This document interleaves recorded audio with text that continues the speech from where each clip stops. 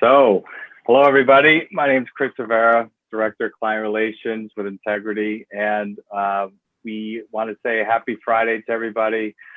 Thank you for joining. Hope everybody's safe and sound out there. And with the holiday coming up, make sure that we stick to responsible plans. But today we wanted to share with you some ideas and feedback on metrics and key performance indicators in relation to your offshore team. And with me, I have 𝐚𝐜𝐜𝐬 of FYUSA and also the chairman of Entigrity, Sean Parrott. So want to get started right away. And I know 𝐚𝐜𝐜 is etching to come up with some ideas here. So 𝐚𝐜𝐜, take it away. Okay, thank you, Chris. I'm on the edge of my seat, and I can't wait to grab hold of these topics and wrestle with them. Right? It's going to be yes, good. Absolutely. Yeah. Well, 𝐚𝐜𝐜, you wear the creative hat in the group.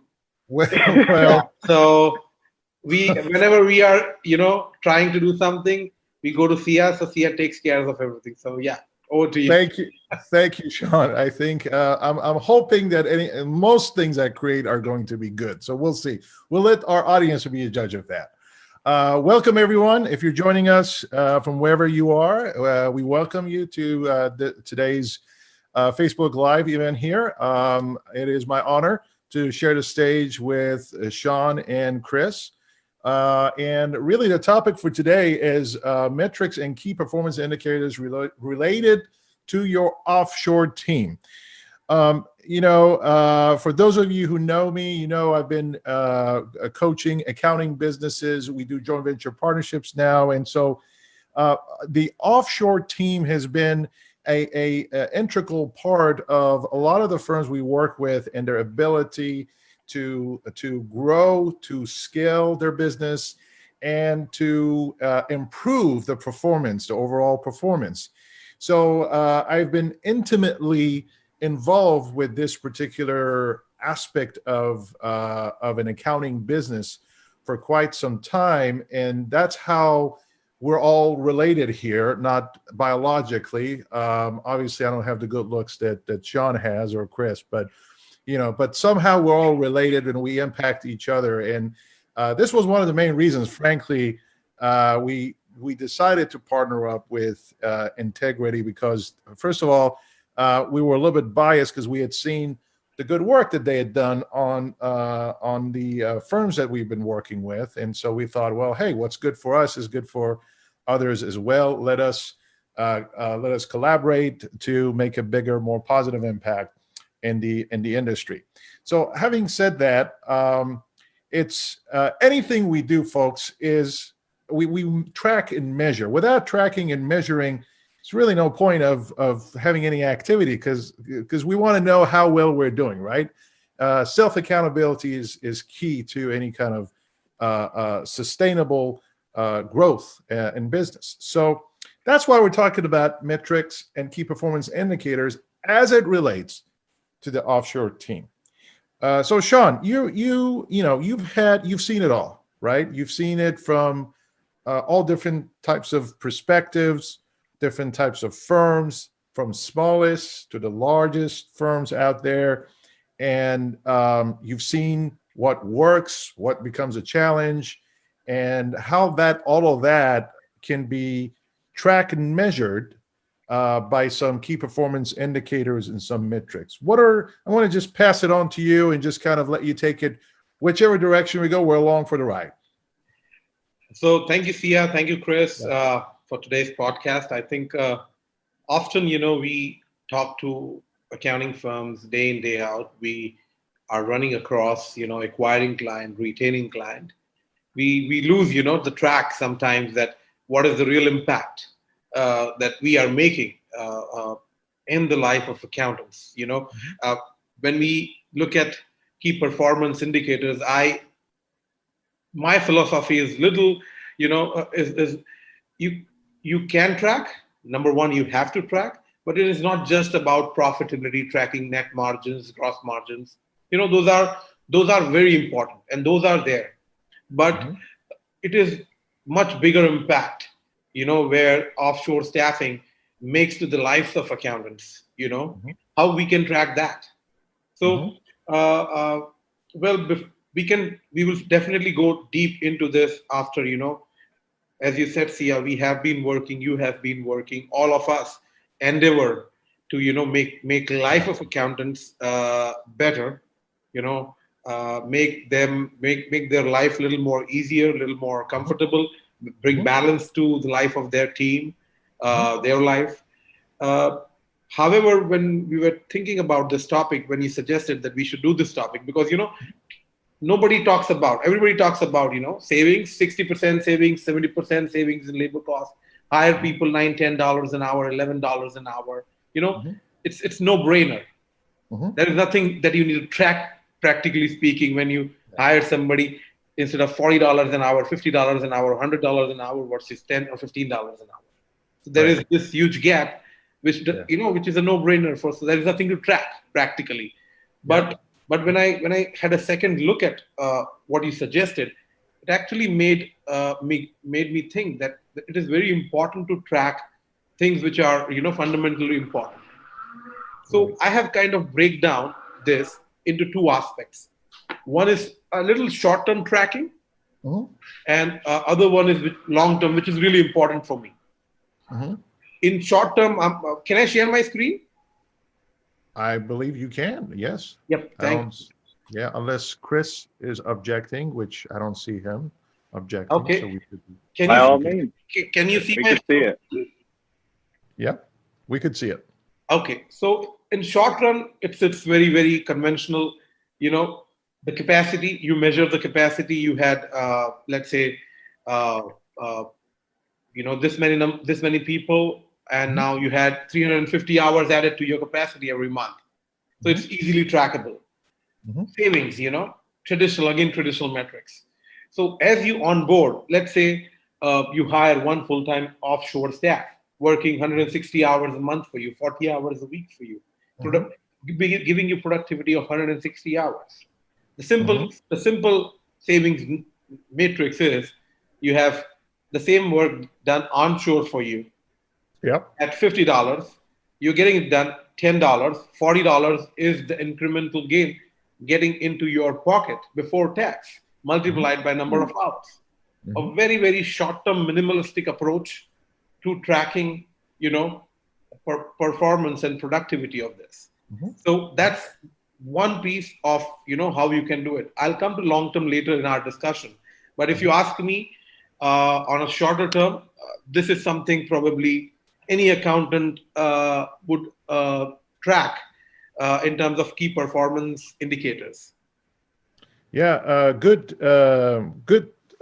short-term components to look at, Sean. I agree with you. I think it's important to acknowledge, especially because we're talking about KPIs and we're talking about metrics, that those are the things that we target and we measure to see how we're doing otherwise in other areas in terms of how we're handling our offshore team. To know how well we're doing, we're looking at the KPIs and metrics. But I have witnessed this on many occasions where the key performance indicators become the only thing that people care about, as if we just want to pound away the team to get to the specific target number. And on the surface, it may appear like this is, we're so focused and we've got a very specific number in terms of whatever, our EBITDA or our utilization or whatever, and we're just trying to hit that number and we're just going to pound to hit that number. The problem with that is that if we don't put the systems in place and we don't think about how we're going to get to that KPI, how we're going to get to that target, right? So measuring it is one thing, but hitting a target requires some preliminary work that you would do on a short-term basis and, of course, a long-term basis. That's how it makes the KPI tracking more with better impact and more meaningful. Personally, I've looked at, there's two sort of separate, in my mind, you divided it into short-term versus long-term. Also, there is the sort of the firm's KPI, and then there's very specific things related to the offshore team, right? And some of the no-brainers, of course, for the firm is the EBITDA, is of course your profitability, and then you have your utilization, you have your realization, and you have your average hourly rate. All those things ought to improve when you have your offshore team and it's functioning well. Now, that's firm related, which yes, encompasses your offshore team, but there's very specific things for the offshore team, which is, one of the things that I do with our the firms that we work with now is we actually look at utilization separately on-site versus offshore, just to see, because it's a little bit of a different dynamic, and you need to be able to distinguish the two a little bit. That's one. Two, there's other twos that I'll get to in just a bit. I don't want to filibuster this conversation, but Chris, what are your thoughts on some of the things you've heard Sean mention and you heard me say? And speaking with clients, literally right before this call, I was speaking with a client, and something that was important was turnaround time, right? Mm-hmm. And in order for them to be efficient, and this is a very, very particular instance to where they know exactly 1.5, 1.75, 1.25, how long it takes. And they asked us, how long does it take for our associates to do that specific work? By all means, they can find out interviewing them, but turning around that work quickly will then correlate with how efficiently they're operating and meeting their other metrics as well. But the turning over that work quickly is the most important part, and especially since I just heard it, right on a recent call. Interesting how fresh it is, right? Yeah, absolutely. Sean, you mentioned you shared with us some short-term things, but you mentioned that there's some long-term metrics that you also look at. Will you mind sharing those with us as well? Sure. My thought process here is we work together in a success of accounting firm, and success is different for everyone. For Chris, it is different. For me, it is different. For you, it is different. Success is, when your business allows you to spend time with your family. In business, you like what you're doing. You are good with your colleagues, and at the same time, you enjoy the sport that you play. So it's very relative. So any key metrics that I want to have in longer run would be a combination of professional and personal success. It would never be like, an EBITDA that's coming out. It would never be like higher gross margin. So I was thinking through it, and I thought that I have thought this before, and I can put it in a presentation. So it makes it a little more clear. So I'm going to share a slide with you again. Can you see my slide? Yes. Yeah. Yes. Very well. In longer run, one of the things, and then everyone wants that they want to spend more time with family. Mm-hmm. So what is the percentage, or what is the amount of time reduction that has happened in partners or owners spending in their firm, what we call as partner in time? That is a success. What is the amount of workload that has reduced on your senior management, on your leadership team, on your onshore team? And one of the most exciting measure in longer run is profit time measure. I know this is something that we have kind of come up with, and we always highlight to our all prospective and actual client. Profit time measure is, I was discussing this with Chris, and Chris might know this, Chris was, thinking that this was a average, billable, increase in billables. This is actually, but when you invest 1 hour in your business, what are you taking home? Yeah. When your billables might be $500 an hour, but you don't know your overheads are $300. You might be making $100 an hour, So what are you taking home after investing an hour in your business? So that's where we thought that, and again, this profit time measure not only improves by high bottom line. No, it also improves when your investment or your energy behind your firm reduces. Your investment in time reduces. So Yes. these are the three metrics, we I think are very, very important in long term.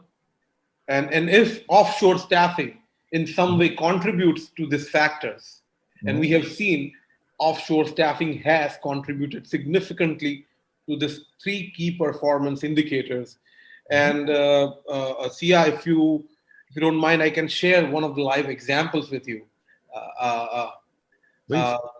This is an example. I don't know whether I've shared this with you or not, but this is an example of one of our existing clients, one of our very old clients. Before starting, they were like four partner firm based out of New Jersey. Chris knows them very well, and right next to Chris's window. So they had no offshore staff. They're doing great, 4 million in revenue, 1.2 million in profits. Partner in time, what we talk about, investment in time that partner makes, all the four in total. Their average work week was 40 hours a week. And the profit time measure, the profitability divided by partner in time, which is basically what you are taking home for putting, work into your firm. Here is the situation, how it changes in 3 to 4 years' time. So that's where the real impact is felt, that, now you have 7 offshore staff member working.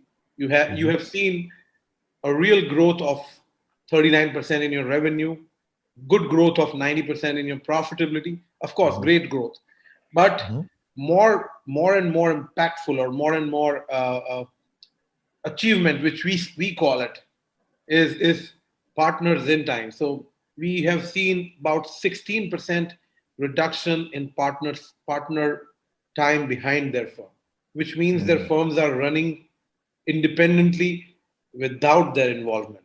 So, which is something, we always chase. I want, one of my colleague, Michael, he is one of our partners also in the business. He's a CPA since 35 years. He told me, when I started my practice, what I did was I went to every client and told him that, I am the genius, so work with me. And that is now coming after me. They all want me, not my services. And I'm only one person. So, in businesses like accounting, you are sometimes trapped in your own business model. So average work week, 6.5 hours reduction, and the profit time measure, which I told you about, that's a big achievement, where when you get maximum value out of your same energy. So that's kind of my side of, thinking, which is little professional, little social, where we have a balance of how we look at, achievements, or how we look at improvement or impact. Sometimes we tell, the financial numbers that, we are here. Last year, we added $61 million to the bottom line of our clients out of our annual survey. But that's not everything. After that, are they happy with us? Are they satisfied? Are they finding it okay, that this is the company that we are working with? Are they happy in their, business? So this is all important to evaluate. So I thought these are some of the metrics which I think are important and can really give an idea of how the impact we as an offshore staffing company has been able to positively make to the life of accounting firms. That's Sean, those numbers you shared are very commonly discussed. I'm sure Chris discusses them with his clients as much as we also see them in our clients and the impact that they have, and for us at FY, keep in mind the way we actually make our income, make our revenue, is not because of what we charge on a monthly basis, but because of the impact we have and the profit. And so for us, this is very near and dear to our heart, because this is really impacting the core of what a business should really pay attention to in terms of profit and time, as you mentioned. The whole world is either talking about money, or it's making money, or it's spending money. And it seems like it's the money that everyone is chasing, but it's just a common language for other things that varies from person to person, including something you cannot have more of, which is time.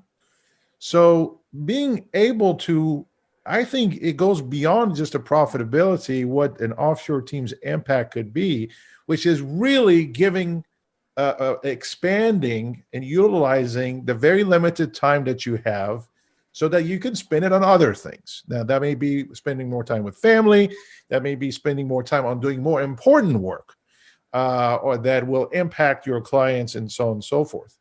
But I look at those numbers, and it almost is like a spitting image of some of the clients that we've been working with, and what you guys have done in regards to helping them out. And one thing, Sia. Yeah. One more thing that probably motivated me to partner with you was the social objective that you attached to your business. You always wanted, it's not just about making more, it's about where that money goes. That's what I still remember you told me that in the first meeting, that what we are trying to do here is not just about helping them to make more money. It's also that where that money goes after making. It's just going to the retirement account. We are not, you told me that. If it's just going to their retirement account, I think we are not a partner for you. But if it is doing something more meaningful, so I still remember that conversation, and that's so important, when we are doing and working, it is very, very important to have that with us. Absolutely. And I remember the same conversation like it was yesterday. That was one of the main reasons why I think we just fitted so well together, because ultimately, and I really, I go through a journey with partners where they actually realize, Sean, that it is really devaluing your full ability to make an impact when you just so zero in on this almighty dollar, right? Because it is just, we do everything just to serve it. It's like almost a god we serve, right? And that, what can we do to make more of it? But when you shift your perspective and you realize, okay, I've got a duty, a responsibility that goes beyond the performance of the firm, but the performance of the firm will allow me to make a bigger impact in the world. So there is a objective here. It shifts the way we look at the responsibility. It's no longer, hey, how can I make this better for me? But it's, look, I got to be my best version of my business in order for me to be able to address the need that is out there, and people who require our attention, right? That we may get nothing out of it, but being able to be in a position to impact them. And that, by the way, includes people like your team. It includes your offshore team. I want to mention two things, Chris, that are very near and dear to my heart. And I wonder what your take is on this as well as Sean's. And that for your onshore team, when you give them things to do, if you hire someone tomorrow and you want them to whether in the accounting or tax or whatever, you got to spend some time letting them know how a client likes their work to be done, how their bookkeeping, they like it to look and feel and taste and smell. And that requirement doesn't go away because you're dealing with an offshore team.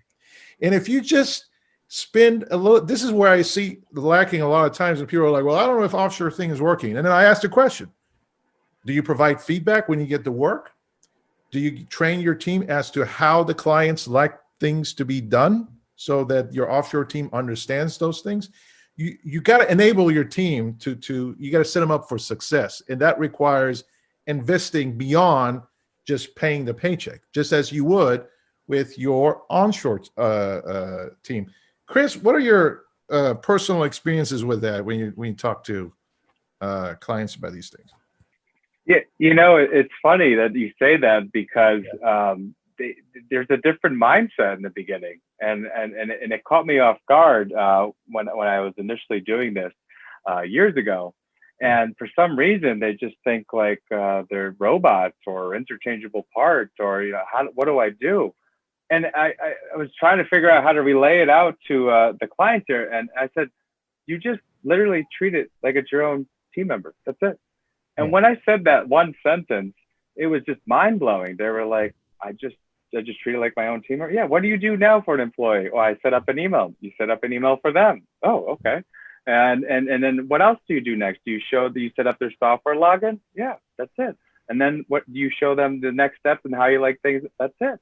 But literally, when you just make it, simplify it, and realize that this is a long-term solution, whether or not you hire full-time, part-time, this is a long-term solution to help complement your onshore team for better productivity and to continue to scale and grow whatever your plan is in place. But literally, that one sentence, treat it like it's your own team member, was just mind-blowing, and has made it so. And we've had clients literally tell me like, hey, Chris, you said treat it like your own team member. I'm flying my associate from India over for our team retreat. And I'm like, what? Awesome. They take it to a whole new level, which is good to see. Yeah, that's great. Sean, what if for those who are listening, who already have offshore teams and they're looking for ways to improve the experience for the team, because the better experience your offshore team has, the more the more they will produce, and the better.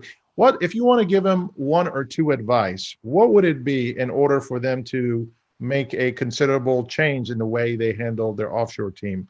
What would it be? What would be your advice? So I would again segment this in two pieces. One is quantitative and second is qualitative.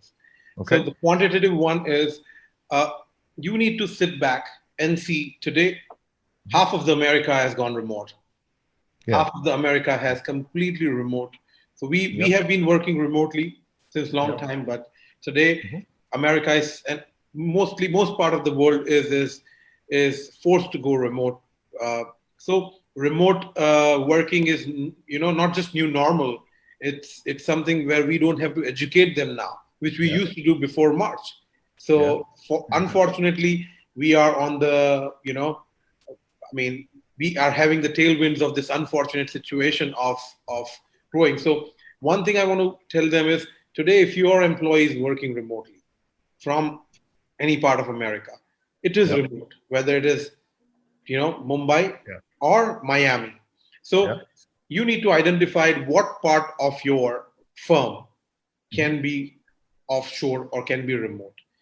How many tasks? If you segregate about 150 tasks that are happening in your accounting firm, how many of them, whether 100, 120, 110, 50, 60, can be done by an offshore team? That is the step one. So go back to drawing board, list out those tasks of your firm and tick those tasks that, this can be done by my offshore team. And that's where you gradually start scaling up from there. I'm not saying that overnight, transfer everything to your offshore team. No, but that gives you a little plan that, there are 79 tasks that can be done by my offshore team. Right now, what they're doing is 12. Oh my God. What about the rest 67? Let's start with 10 every month and, let them do this 10 tasks. Although it is little, quantitative, as I said, and we have recently kind of published an ebook. Mike really wrote a very good ebook in which, he said that 100 plus tasks, which can be done by an offshore team.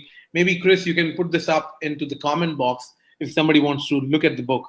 Okay. Yeah. I was going to say, how would people have access to it? So they can Yeah. they can come into the comment box and Yes. they will see it there, right? Okay. And the second thing, and I think we are running out of time, but yeah, second thing, what I would say is the shift in the mindset that is needed.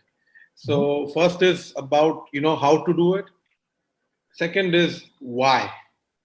Yeah. So, I was talking to one of my colleagues today, and he's saying that some of the times people say, I want to keep the jobs locally, or sometimes they say that we are not used to offshore staffing. Sometimes they say that we have never tried this. So, or sometimes they say that this is just for our data entry needs, nothing else, and we are comfortable. So in those situations, the fundamental thing is we'll have to have a mindset change that is probably required, where you are more open. I mean, when me and Chris kind of were putting up our presentation together for the webinar, we have one section, what we call this is our client and this is not our client. We have clearly mentioned there that anybody who has a track record of failure to implement or track record of not sharing or not opening up is not our client. Yeah, yeah. Having a change mindset or open mindset for change to improve. One quick comment I want to make is that what I've realized, Sean, is that it is a good idea, not as a good idea, it's almost required to designate someone who would be responsible to make sure your offshore team has what they need in terms of they got the work. And sometimes you have a situation. Yeah, sometimes you have a situation where multiple people on the firm is sending work, but there's no one there to gauge how much of that capacity is being filled. And sometimes it's short, sometimes it's too much, and it causes issues with turnaround time that we were talking about earlier. So that would be one comment that I would make. And the last thing I would say, I don't know if you are joining us for this Facebook webinar, we had to entice Sean to join us at our event in November. So if you guys are a big fan of Sean like I am, and you wanted to see him in action, we're going to go into some of the details, more in details than what we just talked about today, November 12th and 13th. Look that up, and I can't wait for me to get in the audience and just watch Sean do his thing. But I just wanted to drop that out there for anyone who may be interested. Well, if you're selling in my name, you'll not get attendees. See, yeah, if you are selling in my name, you'll not get attendees. You better sell in your name. Well, I tell you what, I think that one of the things that it's interesting you say, and I know we're going over time, but just bear with me. I know you're there. It's Friday. Don't worry. It's Friday, right? The thing is that we just really in this workshop conference we decided to do was meant not to be celebrity driven, right? This is about you, meaning you, the attendees. And it's more about substance than hype. And the reason why I like Sean or I like other speakers, we have Linda Hamilton, we have people presenting from Hinge and from Carbon, but it is not so. It's not to attract people and play on the celebrity status to get people to show up. But instead, we went deeper than that, and we said, okay, what do we need to provide in order for attendees to leave the conference feeling like, hey, I got tangible things, real solutions for real problems that I can apply immediately. And we're doing things that it has never done before. And so I'm very excited. But Sean, I think you discount your pull in the market. But anyway, I'm going to leave it there. Chris, I'm going to give it back to you. Yeah, you want to mention the dates, and maybe we can put the link into the comment box. Sure. The dates are November 12th and 13th. It's a virtual event. Thursday and Friday. Yes. And by the way, we do have an early bird special, and the code is capital E as in Edward, capital B as in Bird, 2020. For those of you who are listening, please check us out at accountablefirms.com. Back to you, Chris. Thank you, everyone. I think it was a good podcast, and Yeah, Accountable 2020. We are looking forward to the conference, being one of the partner in the conference. Thank you, Sia, for the partnership, and thank you, Chris. I think we can sign off. Have a good weekend, guys, and have a good weekend to all in a couple viewers weeks of this live podcast. Thank you.